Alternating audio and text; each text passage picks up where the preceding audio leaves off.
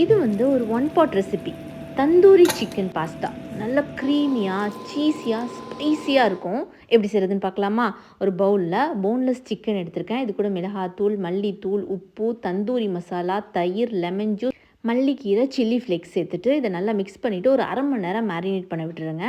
அரை மணி நேரத்துக்கு பிறகு ஒரு ஃப்ரைங் பேனில் கொஞ்சமாக எண்ணெய் சேர்த்து மேரினேட் பண்ண சிக்கனை சேர்த்துட்டு சிக்கன் நல்லா வெந்த பிறகு தனியாக எடுத்து ஒரு பிளேட்டில் வச்சிடலாம். அந்த சிக்கன் அப்படியே தனியாக இருக்கட்டும். இப்போ அதே பேன்லேயே பூண்டை இடித்து வச்சுருக்கேன், அதை சேர்த்துட்டு பூண்டு கொஞ்சம் வதங்கின பிறகு அது கூட பட்டர், பொடிசாக கட் பண்ண வெங்காயம் சேர்த்துட்டு வெங்காயமும் கொஞ்சம் வதங்கின பிறகு இது கூட இஞ்சி பூண்டு பேஸ்ட், தக்காளி அரைச்சதை சேர்த்துட்டு தக்காளியோட பச்சை வாசனை, அந்த இஞ்சி பூண்டோட பச்சை வாசனை போகிற வரைக்கும் வதக்கிட்டு இது கூட தந்தூரி மசாலா, சில்லி ஃப்ளேக்ஸ், மல்லிக்கீரை, உப்பு, டொமேட்டோ சாஸ் இதையும் சேர்த்து நல்லா வதக்கின பிறகு ஃப்ரெஷ் க்ரீம், பால், தண்ணி சேர்த்துட்டு நான் வந்து எல்போ பாஸ்தா தான் எடுத்திருக்கேன். அதுக்கு வந்து எனக்கு 1.5 கப் இதெல்லாம் சேர்த்தது போக 1.5 கப் தண்ணி தேவைப்பட்டுச்சு.